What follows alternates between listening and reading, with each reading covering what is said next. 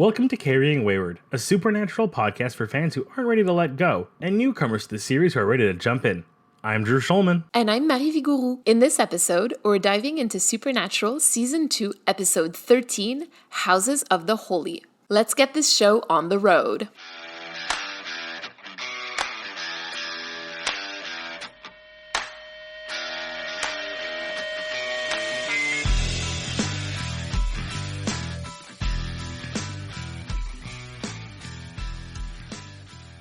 Okay, so Drew, tell me please, what did you think of this episode? Because I didn't warn you for this. There was a part of me that, as soon as it started and it was like, oh, it's angels, I'm like, I want it to be, but I know it's too soon. Oh, no. Damn you, cultural osmosis. But not even that, just that, it's also, it felt too soon in the series to introduce them. Knowing how long it takes before we really get to angels, from what I understand, this felt too soon to introduce the concept of them, but I like that it starts the conversation. The other thing this episode vaguely introduces, and I am praying we do get, because I know we do eventually get angels, obviously, tell me we get unicorns. Please. I know Dean jokes about them, but tell me we get unicorns in this show at least once. You know what? We actually do get one unicorn. Yes. Yeah, we get a unicorn, actually. So hopefully you're happy about that. Are you ready to recap the episode? Count me in. 3, 2, 1, go. We start with a cold open. Person gets yelled at by an evangelist on the TV, and it turns out it's an angel telling her to do things. And then we find out that she just stabbed a dude in the heart because the angel told her so. This continues for most of the episode of Angel shows up to people who seem to be in pretty bad situations already and then tells them to kill someone, so they stab them in the heart, and we find out later that they actually were bad people. The brothers get into one of their classic arguments of, it's an angel, no, it's a ghost. And unfortunately, Dean is right, it is a ghost, not angels. Sorry, we're getting there eventually. I know, ghosts over angels eventually. But Sam is one of the people who gets, air quotes here, chosen by the angel to go do good deeds, which is interesting because everyone else before has been someone in a bad place. What does that say about Sam? Ooh, questions. And then ultimately it is a ghost. Sam does a ritual to raise the ghost, and then a priest sends the ghost away and stops everything. And then Dean chases down the last person that Sam was told to go kill, and that person gets final destination to real good. Dean kind of admits he has questions about, that of all things shook his confidence in angels, I guess, in God's will, and nothing else really comes up at the end of the episode. It kind of ends on that little note and time. Okay, so first, I want to note the fact that you said that the man gets final destination real good. I feel like that is one of those cultural touchstones in our generation, at least, of this millennial age. We all at some point either saw that scene or the movie Final Destination 2. And I feel like that's just even when I'm driving now, if I'm behind a truck that is full of rods or anything like that, I'm I'm gonna change lanes. I don't think anybody really drives behind these trucks willingly for very long. And not anybody our age anyway. I'm not gonna risk it.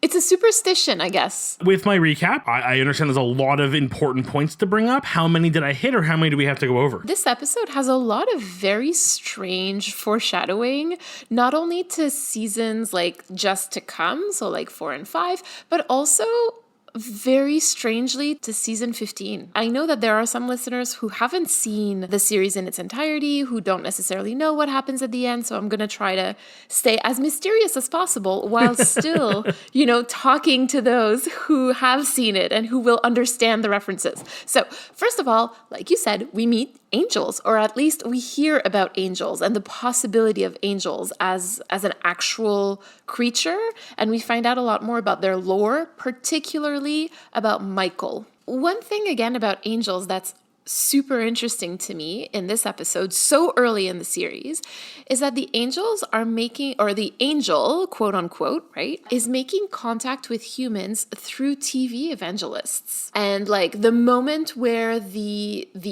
again, quote unquote, angel appears, there's lights flickering, the ground is shaking, there are items that are shattering, and this is very reminiscent. And I mean, that angels do end up showing up. I think that that's just inevitable that anybody would know that. When angels do start showing up, that's exactly how they show up. I mean, I guess this spirit played the role of an angel so well that that's how well he did it. I mean, even someone for me, the biggest takeaway from the ghost appearing as an angel was the idea that the glowing light that filled you with like a kind of peace and warmth and sincerity or serenity, sorry.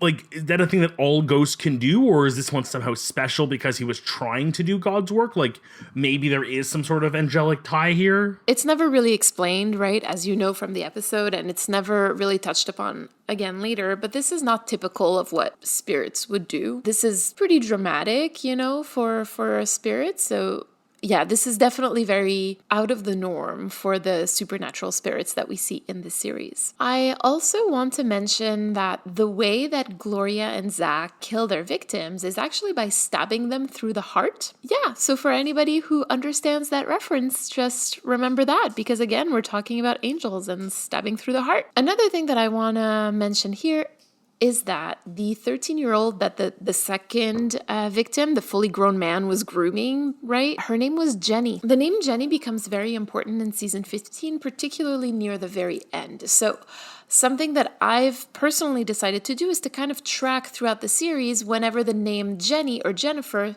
appears. And this is one of those times in this episode about angels. So let's keep that in mind. Okay. Another thing that happens that's really strange is when Sam asks, Father, that's Michael, right? He's pointing at a painting that's behind Dean, and it really looks like he's pointing directly at Dean. Yeah, so this came up in those like little facts on Amazon when you're watching, and I didn't read too much because it seemed a little spoilery. But I went back and rewatched that scene, and I was like, oh, yeah, it really does look that way. And this is the exact scene where we also find out about, quote unquote, Michael's flaming sword. So again, we're going to keep that in mind. Sam is doing magic for the first time here, and I think that that's very noticeable, or notable at the very least. Yeah, because it really did feel different from other times, like an exorcism, or some of the like traps they've done. Never really felt like doing magic. I think the closest we got was maybe the Ouija board scene when Dean is a spirit, but this was very much like Sam on his own, especially doing a spell, albeit with a SpongeBob placemat. There's an altar, there's candles. Like, this is getting very close to like witchcraft that we know, right? So I feel like this is important because, again, magic and Sam tend to intersect in way later seasons, though. So if we're recapping, this episode in season 2 gave us angels, Jenny, impalement, and God's will. Again, for our listeners who have seen the end of the series, I am going to let you draw your own conclusions and scream with me on Twitter about this because I couldn't. I jumped up and screamed at that last line. So anyway, we can talk about that when we get to story time. Like, I feel like we're gonna hit a point where we have to, or I have to, rewatch the entire series from start to finish once I finished it, just to go back and notice the things that you've noticed so we can have like a shared like moment. So that we can scream? Yeah, of course. Like, this is definitely one of those times. I was so upset when I watched it. Well, let's hop into story time so we can keep discussing this very interesting episode. So to start story time, I know this is in your notes, but it was the first thing that I noticed, and I'm really glad we both came to it, is the fact that Gloria specifically says she was chosen. And of course, to Sam, who we have discussed at length, this chosen one complex of his, which only now am I remembering, also indicated in this episode is he is again chosen by the air quotes angel. There's a part of me that wonders, like, does that play into his belief of angels even more? This is actually a really interesting way to look at it. I really hadn't looked at it that way at all. For me, what jumped up the most was that she says that she was chosen for redemption. And that's something that also comes back a little bit later, right? When Father Reynolds says the last rites for Father Gregory, right? He says, we could all use a little bit of redemption, right, Sam? Like, it's very pointed. So there's definitely something there. For me, it had more to do with him looking for redemption, and that's why the Spirit had chosen him. But I really like your read, though, of the fact that, like, being chosen helped him believe. And Sam. But at the same time, if we just continue on that little bit of a train for a bit, I know we're jumping a little ahead of the story. We have two other very clearly confirmed people who are chosen who ultimately do kill.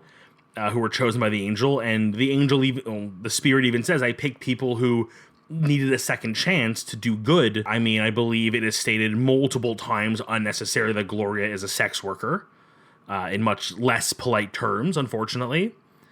And it's implied that Zach is kind of a drugged out stoner drunk from the looks of him, kind of just lying in bed, like out, like zonked out. The spirit believes Sam is on the same level as them, as that he is like, he needs to be redeemed. He's someone that needs to do good to be saved. Do you think that that has to do with like the perception of others or their own perception of themselves? I mean, it's tough to say. If it's from the perspective of the spirit of Father Gregory, then he can see that within them, or is it their view of themselves? Again, the way that I read it for Sam, and that sort of helped me to understand a little bit more like Gloria and Zach, was that Sam needs or wants redemption. And we've been talking about this for a few episodes now. So this wasn't new information for us. So if anything, I sort of felt like the spirit had seen that in him, more his need for redemption or his want for redemption rather than like a potential evil in him. You know, because being a sex worker does not mean that you have evil in you. What is Father Gregory seeing in Sam that makes him feel he's doing something the church doesn't see as right, that needs to be corrected and atoned for, like, you know, sex work or addiction? Is it maybe to do with decisions Sam has made that have led to the loss of people's lives? We've all sort of said Sam's had this weird kind of internalized, like, everything's my fault. Anyone who dies, I could have saved them. Like we also saw when he got drunk a few episodes ago at the hotel. He blamed himself for not being able to save people. Is that what Gregory's seeing in him? This internalized, everything's my fault, which I think just ties into the Chosen One complex even further.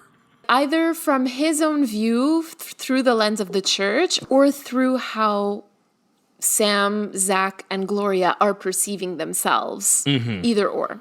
Okay, yeah. So what did you think of the conversation between Sam and Dean, where Dean basically says that angels are bullcrap? To quote Dean, I think that conversation was bullcrap. Why? Tell me. I mean, you ever have that moment where you're watching a show and you know the line that should be said next because it's the obvious argument, but then neither of them say it, and you're like, really? You're just going to leave the easy answer on the table? Okay, what was the easy answer? How many times have they faced something for the first time, and now it's just a thing they face on a regular basis? I mean, at every given moment, it's the first time they're facing something. I mean, vampires in this series was a first time facing vampires. But they fully believe vampires existed before that, but why not angels? Like, I understand Dean's point of, like, he also goes into say, like, oh, no one else has seen them, or no one else has encountered them, or, you know, no one else has a story about them, which I guess kind of, But at the same time, like, how many creatures have they also faced for the first time that no one else has faced?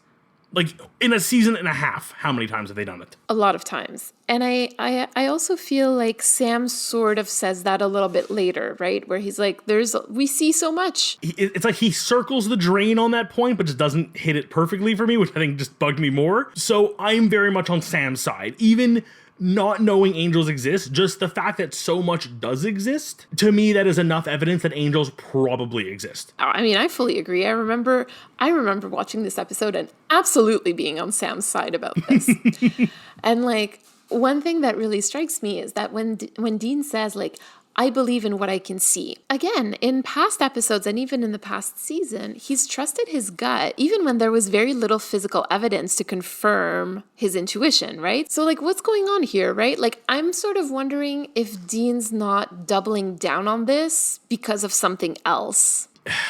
It's that whole argument of, like, there's so much bad in the world, how could you believe something that good exists? And I think it's just a very pessimistic worldview Dean has, albeit kind of earned based on his life. Yeah, exactly. Like, I'm certainly not blaming him for it, but I'm wondering also if there isn't a little bit of like Dean saying something but not really meaning it, or saying something in order to convince himself of it because of what we learn at the end of or like a little bit later in the episode about his mom.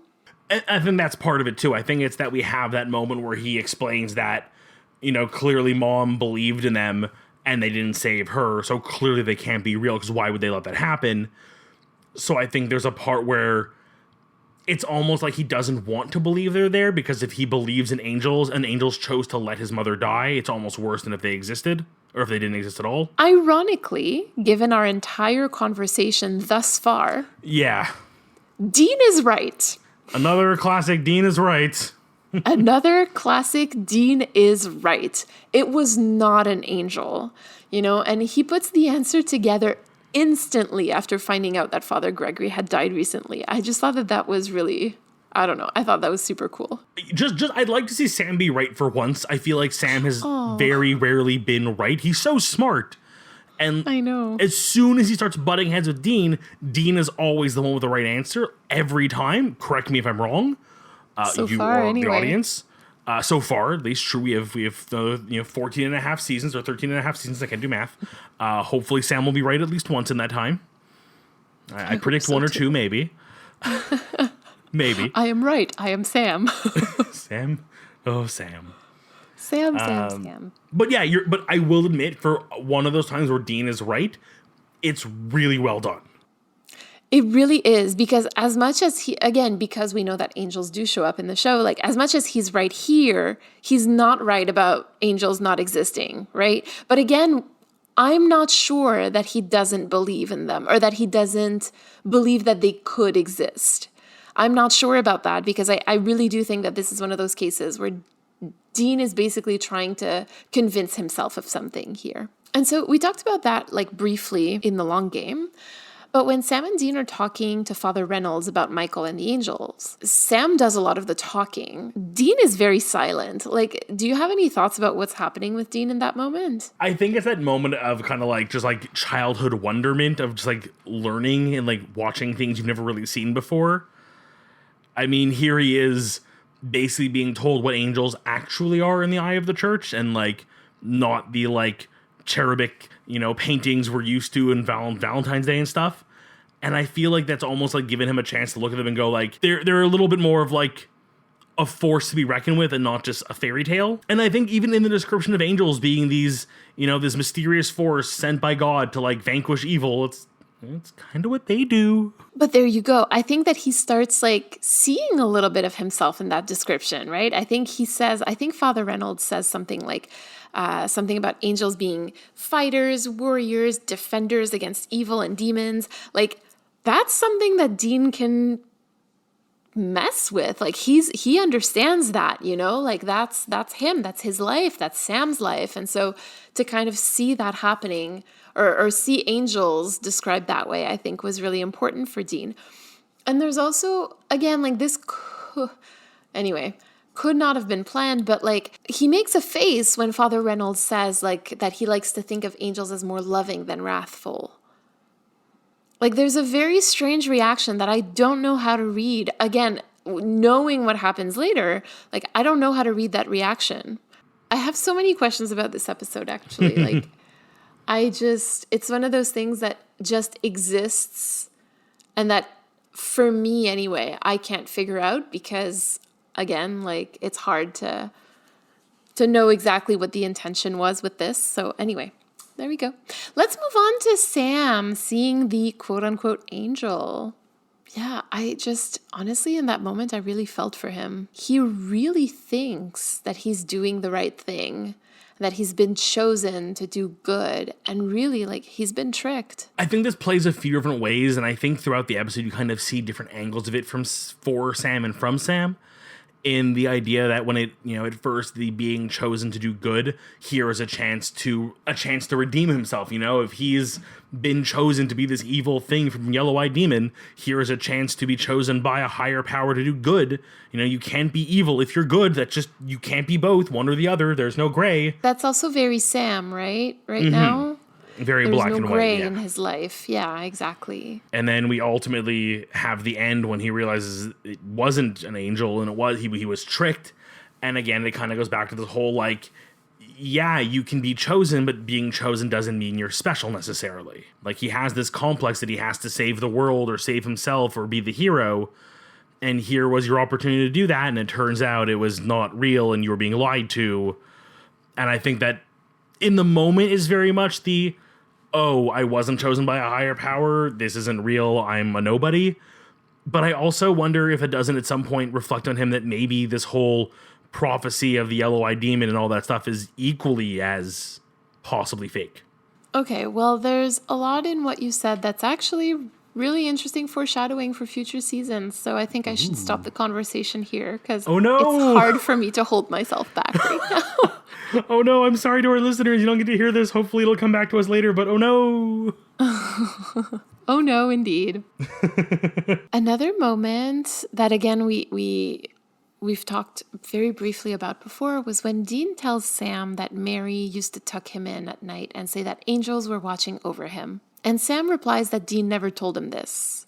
And this for me was a very clear flashback to home, where Sam is learning something about his own past, and in his case his own mother, that Dean never shared because it was too painful for him. It's difficult to live in a world where the creature in the closet or under your bed is real, but the thing that's meant to be protecting you so far hasn't been, and if anything has been proven false almost more than anything else. That's hard. For someone who grew up in a very gritty life and had to deal with so much trauma and turmoil and pain and suffering, to try to continue to believe that the thing your mother told you was there to protect you has never shown its face, has never done its job, you lose faith. Yeah, I mean, for sure. In this case, I completely understand what Dean is going through. I think that it's easier to empathize with Dean in this case. But I, again, would like to center Sam a little bit because he's learning about himself, in little bits and pieces. He knows nothing of his mother. In part because Dean probably remembers very little, and he was 4 years old when she died, right? So there's only so much that you can remember and then pass on to your little brother. But Sam doesn't remember anything. And so every little detail matters so much. And, again, I'm not blaming Dean for not sharing every detail because some of them might be too painful for him to share. And we know that Dean has trouble speaking in difficult moments, right? But for Sam to know that there may be other little bits and pieces of his mom that he doesn't know about and that Dean holds, quote unquote, for himself, I don't know. I again felt very strongly for him in that moment. Yeah, you have to remember for a minute that he was, yes, ultimately raised by Dean, but his father was around and his father babied him quite a bit, especially as we've seen in the few flashbacks we've gotten that Sam was very much kind of treated with a bit of favoritism. You would assume, John, in the brief moments they had, would talk about their mother in a loving light and tell stories and would share those details, but clearly he didn't. You know how when somebody dies, the way that people remember them sometimes is very idealized? And you don't talk about the little things that they used to do, you only talk about how great a person they were. And I feel that John would do that. Right? John wouldn't talk about what she would cook. He would just say, she was the best mother ever. He wouldn't be very verbose about it, right? Yeah, John would be the very broad, she was the best and she loved you, and Dean would be the one remembering, she used to make the best scrambled eggs. So I think that for Sam, knowing that she was the best person ever, okay, sure, that's great. But, what's something concrete that I can hang on to feel close to my mom? What I really, honestly, if we're looking at this episode narratively as a whole, one thing that I really love about it is that it confronts Sam and Dean with evidence that completely contradicts the beliefs that they hold at the beginning of the episode. So Sam's faith is confronted with what looks like misguided free will, right? Oh no, the spirit did that of its own free will and people did that of their own free will. It wasn't fate or anything like that. It wasn't an angel. Whereas Dean's skepticism, on the other hand, is confronted with, what looks like fate. like, I love that angle. I love the idea of both them kind of being forced to reckon with their beliefs. And I do like that ultimately the end result is Dean's realization that maybe he witnessed God's will in some way, and kind of reaffirming to Sam that maybe he was wrong in the long run. Like, yeah, I was right now, but maybe there's more. It feels like Dean wanted to see it more than he was shown it. Well, maybe because he wants to believe. That's what I'm thinking, though. Maybe he wants to have faith at the end of the day, I'm just going to put it out there. Like, yes, it's a pretty bizarre way to go and to witness this, especially knowing what you know, that you were told to chase this person down and stop them from doing something. And here they were like cosmic intervention stepped in and took them out in a very like the will of God type way. Like, to someone who is truly skeptical, that would just be a weird coincidence. It'd have to be like maybe the third or fourth time that you saw this happen that you go, okay, maybe there's something here. But the fact that Dean switches so quickly, there's like that little, like, you said it earlier and I kind of doubted it, but now that we're talking about it, I think I've been swayed. I think there really is a part of Dean that like is lying to himself and wants to believe it. Of course. Oh, Dean. I'm like, of course I'm right, but like that's not what I mean. Okay, there, Sam. I am right. I am Sam. But I just like, that face that people make when they're like, oh no. Or when they, I don't know, when somebody blatantly tells like a white lie about something that's really unimportant, like, oh no, I don't really like ice cream. And you're like, are you is this real, or are you just like trying to convince yourself because you don't want to eat too much of it right now? Like, what are you doing? Mm-hmm. And like, that's the face that he makes in that moment to me. So anyway. Overall, story-wise, I like where this one ends. I feel like we get a good bit of growth on both brothers. We get so much information, even if it is kind of not immediately evident from the sounds of it. But I'm very, very intrigued, and I was very happy with this episode overall. I have one last sort of thought or question about this episode. Well, just because, again, like the last time that we had this big a conversation about faith and free will was in Faith in season 1. And so it makes me wonder, like, what evolution are we seeing in the boys from Faith until now? So let's try to reset ourselves. I'm trying to do a little bit of mental reset here. So in Faith, we very much had Sam believing what he was doing was right, even though it did cause someone else's death. And Dean very much in the realm of like, leave it alone, which we kind of go back to a few times with this whole not being able to die. Yeah, and just to add quickly, like Sam is also technically tricked by somebody who pretends to be something that they're not. Oh, not Roy, yeah. but Sue-Ann. Mm-hmm.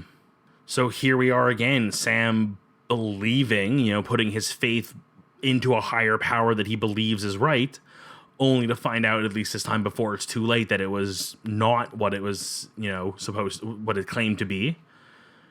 But the difference this time is, whereas Dean last time saw this as a karmic mistake, now he is seeing someone's life taken, but I never want to say deserved, but like who was almost intended to die, still die in a weird happenstance that seems unlikely otherwise. And this time it feels like Sam really feels more hurt by it than he did in Faith, I feel like Faith, he still felt it was worth it because he saved his brother, but here he just feels betrayed, where the reverse is in Faith, Dean was very, this was wrong, and I hate that it happened and that he had to stop someone else, having their life saved. But here he is seeing the outcome happen regardless and wondering maybe there's something out there, unseen force. They kind of switch. Ooh. I just find it interesting here that we're seeing such a clear evolution in these two episodes that both sort of happened mid-series, right? Or mid-season. Interesting. Well, on that note, shall we go to critical time? Yes, please. And as has become common practice, shall you let me know who our writer and director were for this episode? This is where it gets a little spicy. The writer of this episode is Sarah Gamble, who wrote Dead in the Water, Faith, Oh no. Nightmare, Salvation, Bloodlust, and Crossroads Blues. And so we're starting to see, like, this is why I love this exercise, because we're starting to see that Sarah is actually like the big guns of seasons 1 and 2. Like, when you look at the episodes that she's written, they're very, very important. And honestly, like, those are really some of my favorite episodes in seasons 1 and 2. So yes, again, a wonderful and weirdly foreshadowing episode by Sarah Gamble. We also have the director, Kim Manners, who directed Dead in the Water, Bugs, Scarecrow, Shadow, Devil's Trap, In My Time of Dying, Children Shouldn't Play with Dead Things. So again, like another powerhouse here. So a very good combination. And again, we could have known that this was Kim Manners because we saw the Ackles freckles. Yes, they were more visible. I did note that. They were more visible. I don't know what it is. Maybe he used to say like, no, not that much makeup, like his freckles. We need to see his freckles. Like choosing the, like, always, like, I imagine, like, on set spending time positioning him perfectly. Like, hey, we're gonna shoot, like, right, the lighting like this. And then just Jensen looking and going, it's the freckles again, isn't it? Shush, shush, shush, shush. The title of this episode is also named after Led Zeppelin's 1973 album and a 1975 song that they wrote. Again, again, this episode has some really good music cues in it too, which is also really fun. With knock, knock, knocking on heaven's door, like perfectly timed up, like just really well done. I mean, you could put that song over anything and I would just be like bawling. So I feel like that's just tugging at our emotions. I'll just be very frank, not a fan of that song otherwise, weirdly. Like, I like when it's used well in movies, but like on its own, it doesn't really do it for me, that song. It needs to be like tied to an emotional scene. And here it worked. But I do like the Led Zeppelin tie-in again, just kind of like really digging at the roots of like that classic rock music that is so them. And probably does explain why I was very confused by the title being, you know, Houses of the Holy versus House of the Holy. Like, where did the plural come from? And I guess just because the song title. I think so. I really do think that it has something to do with the song itself or the album or whatever. So I guess we're going to start a segment that's called Herbology with Mary, because there's another plant that this production did not represent properly, and that's wormwood. So what we're seeing on Father Gregory's grave, I suppose, is a vine, right? It looks very viney, but like wormwood, I mean, I'm exaggerating here because it's not exactly that, but the way that I would describe it to somebody who doesn't really know plants is like, it's very tall parsley, Italian parsley. So it's really not at all what it looks like on the show. It didn't hit me, I'll be very honest, and I mean, we'll talk about it. We'll touch on that weirdly during my crosswords deal, but really, weirdly, yes, wormwood is my crosswords deal. We'll get to that. But yeah, no, like I'm come to think of it, I've heard of wormwood many times through many different stories and books and comics even, but like, yeah, I never thought what it looks like. So when you showed me some vines and said, this is wormwood, I was like, sure, Dean. That's the whole thing, right? Like Supernatural, I find a lot of the time takes advantage of the fact that like, it's stuff that people haven't really heard about. Like, let's just fudge it. It doesn't matter. And that's fine until somebody knows better. So on that same topic, you will find in our notes, and our listeners as well will find this in the description of the episode. If you are somewhere where you can safely open this link and follow along with us, please do. If you are driving or operating heavy machinery, maybe try later. But there is a link, and I will ask you to click on it, not to scroll, but just to click on it. And we're going to go through there's 5 images on the page, but really it's the 4 actual in the article that matter. So if you can scroll down to the first image that is that is under the heading of a cherubim. While it loads, I'll explain what we were seeing to our listeners as best we can without wasting too much time. I have come to learn not too long ago, and I have found very interesting that the way angels are described in the Bible itself is rather interesting and not what you would expect. So I have found a lovely article. I have verified most of the sources because, again, these are what I've already studied as well, so I know this pretty well backwards and forward, and this is a good example of what I already wanted to sum up for Mary here. And that is the 4 basic classes of angel that the Bible does describe very clearly. So the first one is the cherubim, which was later shortened to cherub and is often depicted as what we would consider like Cupid, that cute little baby with a diaper and the little wings and a bow and arrow. The way they are described in the book of Ezekiel, and if you're looking at the picture with me, Mary and any listener, it depicts them as having 4 faces, that of a lion, an ox, an eagle, and a human. They have straight legs, 4 wings, and bull hooves for feet. And if you look at the picture, like right away, there's like a guy in the middle with like a halo kind of thing, and it's like, oh, like an angel. Then you realize the 2 things next to him, these weird like winged monstrosities. No, those are the angels. If we scroll down to the next one, this picture may actually look pretty familiar, surprisingly. Yes. This is literally the photo of Michael and his sword that is up in the church they reference. The photo that they're actually representing is one with his the lance of Michael. Funny enough, it's not his sword that he has in his hand, it's the lance. Well, here we do have the sword. To paraphrase this section, this is kind of the most classic depiction of an angel. Surprising though, if you look at the picture, there's one detail that's been added to this painting or this illustration that is not described in the Bible, and that is the wings. Though they are described as being human-like in the Bible, there is no mention of them having wings ever, and they were added later by artists as just to kind of show that they are divine or like of a higher people. But this is where our most common depiction of an angel comes from, is this human-like warrior of God. So at least in the lore of Supernatural, they are right, and the depictions are very much based off classical, 4th century artists or mid 3rd century. But again, as we saw with the previous one with the cherub, wings are pretty common theme, and they will continue into our next one, which is the seraphim, which I feel is a fairly well-known term for an angel. Mary, could you describe this photo to our listeners and what you are looking at? I'm looking at a human-like face with 6 different wings, I guess. Is that what it is? It is 6 pairs of wings, 2 for flight, and the other 2 pairs for covering its head and its feet, allowing you only see its face. 3 pairs in total, right? Yeah, sorry. So a pair for covering its upper half, a pair for covering its lower half.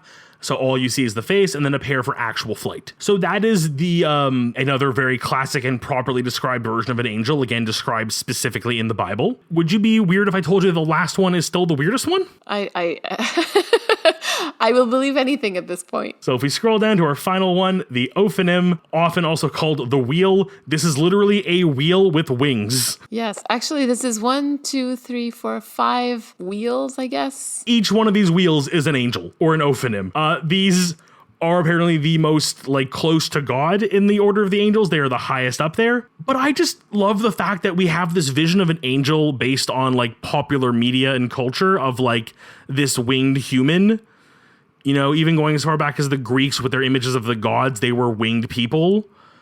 And when you look at the Bible and really get a good reading of what these angels are, I just love to share the fact that they are a bunch of with the exception of one that is basically human, the rest are just weird winged atrocities. Doesn't quite surprise me, because what I seem to understand of the Bible anyway, and what's written versus what we understand today, are quite different things. The message has been interpreted and interpreted and translated and interpreted and then translated again and then interpreted not so much for good, and then some words were changed in order to suit political agendas, etc. So I'm not really surprised to learn this, and I didn't know also that the show does touch upon that when the angels do show up, that when to a certain degree, they say that in order for angels to be on earth, they need to have a human vessel, but that their true form is something quite different. I have seen other media play with that concept as well. The idea that we are beyond your comprehension. We need to take a form you will understand.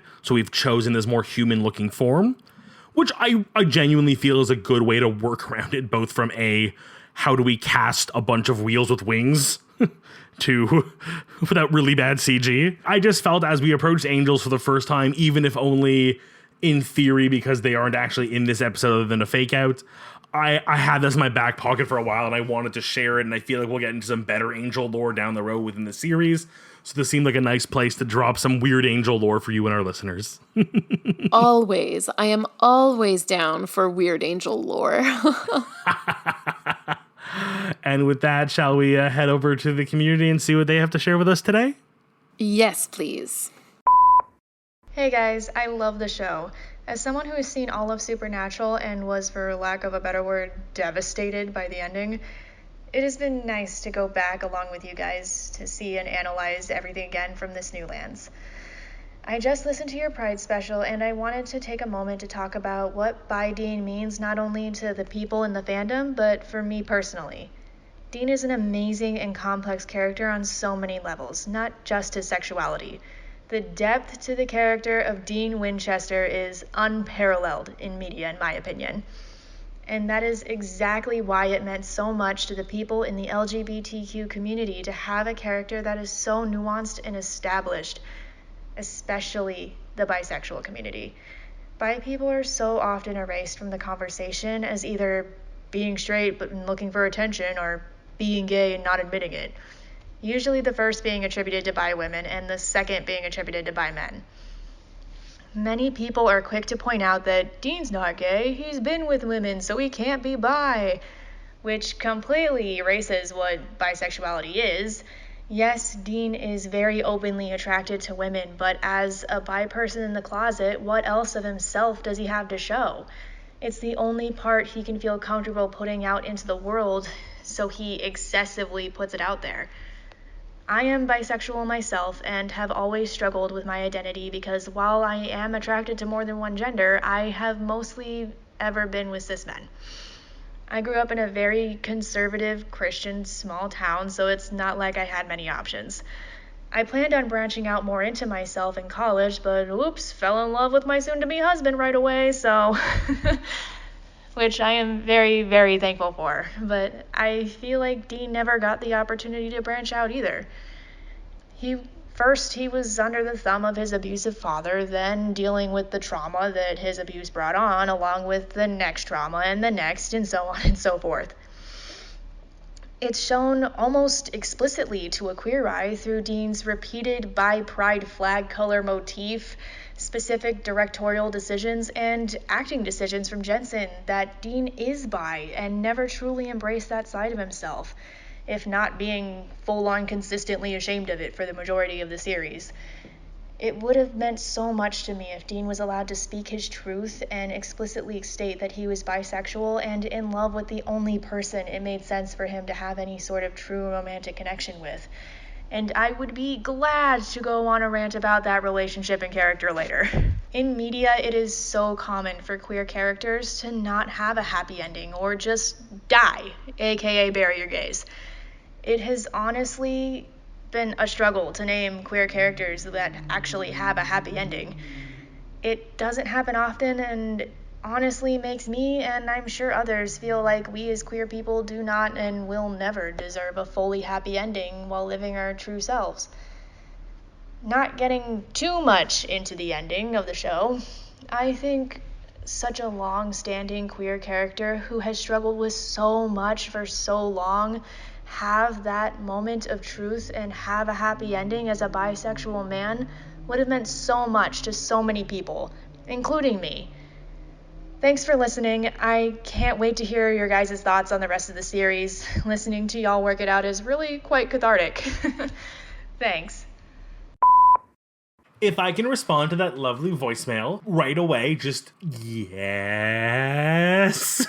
So much yes.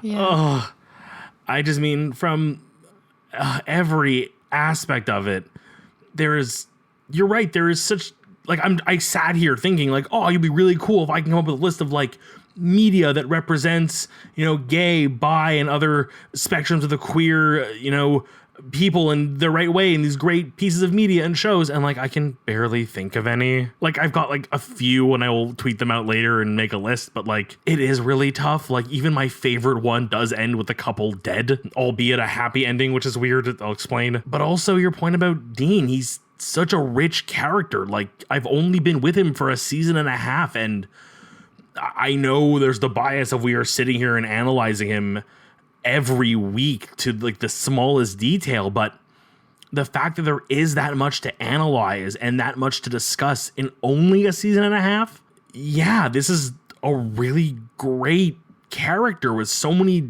interesting choices from, like you said, the writing, the directing, the acting choices. And I mean, I know the end result. I've heard it enough times through discourse that just the ending is not what it should have been, and you know, it's not fair for Dean, but it's also not fair for the queer community to have this character to rally behind and then sort of just be like pushed away and told no. So I really am glad that we can help you, you know, catharsize with the show and reconnect and see all this again and feel like there's someone on your side. Because from what I've seen from our listeners, there's a lot of people who see this the way that we do. And I'm proud to be a part of that community. Yeah, thank you. Thank you so much, Emily, for your voicemail. It was really lovely. It's always nice to hear from people who also speak openly about how difficult the finale and the ending of the series has been. I feel like I'm bumbling a little bit because it's always tough for me to talk about it, and I've been quite open about this. The ending really hurt me. I think I said before, like, it hurt me in ways that I didn't know it did. And it's true. It really did. Because again, listening to other people's experiences, I'm like, oh my God, I feel that too. Like, I get that. One thing that is so special about Dean too, and me being, I'm I guess close to my mid-30s. And so to see like a quote unquote middle-aged character who is still closeted, but like on the verge of maybe coming out to himself and to others was just like such a thrill. In your message, you say that it would have meant the world, and it's so true. It would have meant the world to me to see him actually come out and to see him be received by his friends and family and loved ones. I would have loved to see that. It's really not something that would have been possible given the idea that the network had of the show and the particular audience that they wanted to attract. So, you know, we got the ending that we did. And I think one thing that's important to talk about here is that a lot of the discourse afterwards from people said that, oh, you know, there is representation in Supernatural. There's this character and this character and this character. Why do all characters need to be gay? And of course, like, this is a very bad faith argument, but it gives you an idea of the thoughts of some of the viewers. I'm like, no, I'm not happy with that representation. It's never. Hold on, I need a moment. I'm getting angry. To not allow a character that has been coded as bi from the very beginning, and I say this confidently now, from the very beginning, Dean has been coded as bisexual, and to not allow him to come out is violence. It is violence, period. And so I was so happy to hear your thoughts echo mine here, because it was, you know, sometimes you sort of wonder, you're like, was this really important? Like, am I making a big deal out of this? Like, am I? So thank you for your voicemail. And yes, please send us another voicemail once we get to quote unquote that relationship. I'm very excited about that. Shall we head on down to the crossroads, make some deals? Yes. So I said weirdly before that my crossroads would kind of deal with the wormwood. And my crossroads deal would have been that there was no wormwood, or any plant there for that matter. Oh, okay. I'm listening. I think this episode plays so much on the idea of faith that the inclusion of that moment of Dean going, hey, this is, whether or not it actually is, as you pointed out, wormwood. Clearly it's a vengeful spirit. That's why it's here, and none of the other graves have it. And that we had this great argument between Sam and Dean about faith in something, and ultimately, in the end, faith being shaken about something, that I think the idea of just believing was what we needed to. And as soon as you started throwing in like, oh, here's my empirical evidence one way or the other, it just felt unnecessary. Like, if you erased that entire 2-second clip from the episode and played out the rest the same, the only difference is us, the viewer, would have longer to go where we had to debate whether or not it was an angel. At that moment, you're like, okay, clearly it's a ghost, Dean's right, everything beyond this point is no longer a surprise, they're just playing it for, the drama now. But had they not played us that scene, had they excluded that one small detail, it would have been a nail-biter up until the reveal, where we had Sam go, oh, it's a ghost. because I was fully convinced by Dean. Well, I mean, the reality is that he was going on faith before that it was a spirit, right? Like Dean likes to say, oh no, I need evidence. But like he was convinced that it was a spirit with very little evidence to begin with, right? So giving him evidence just, it just furthered his story, his being right, and erased Sam's story of having faith, and even by the end, Dean's story of faith. Okay, so you would just cut that out then? Literally just pick those weeds, get rid of them. Okay, take the weeds and get rid of them. Okay, cool. But like what are you exchanging? I feel like it's a pretty fair exchange. I'm asking to take away a scene involving evidence and play up the mystery more, have more doubt, have more moments of them conversing whether or not why they believe it versus why they don't believe it. I agree with that. And I have to say though, I'm having a very hard time making a deal about this episode because narratively, I thought it was great. So of course, like your deal is good and wonderful, but I don't know. I don't know what I would wish for because this was a really good episode. So I guess you know what? Okay, I'm gonna go with something unconventional. Ooh. I wish that this episode had happened in season 3. That would have made it closer to the appearance of angels in season 4. And so it would have felt more like direct foreshadowing than whatever this was. Because I think one of the things that I've been thinking about a lot since rewatching the episode is that what was the goal of this? And I'm not talking narratively. I'm talking like on a production standpoint. Were they testing angels to see how people reacted? Were they testing like Christian religious lore? What's going on there? Because we see later that the show starts leaning heavily and almost exclusively on Christian religious lore. So like what was the point of this episode so early? Because I've read interviews, and we'll link them in the show notes, of Eric Kripke saying that he didn't want angels. Yeah, I believe you've said this before, yeah. Right, there you go. It would be too easy to have a powerful being swoop in and save them at the last second. But then why this episode that hints at angels so much and that ends up setting a foundation for the lore of the show literally for like seasons 4 all the way through 15. So I would have liked to see it in season 3, or maybe to have some answers from the showrunners and whatnot about like why this episode, why now? That is very intriguing to think, like, what was their logic behind this episode? Like, what was the reason to do angels as lore? I mean, there are so many unexplored angles, and if the show is already kind of, I guess maybe if you had a showrunner who was very like, hey, no, let's not do the angel route, this was a way to put them in the show and make you at least wonder about them and kind of have a nice mysterious ending. But the fact that, as you've stated, so much of the lore from this episode kind of becomes a staple for season 4 onward really makes me wonder. It really does for me too. And, I rarely care about intentionality or, authorial intent.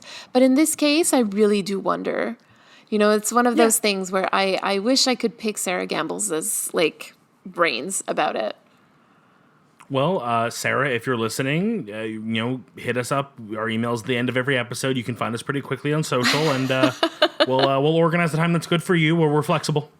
Oh my goodness. Imagine if Sarah Gamble were to reach out to us. I would die. I would actually die. Like, I would liquefy. Like, I would poop myself.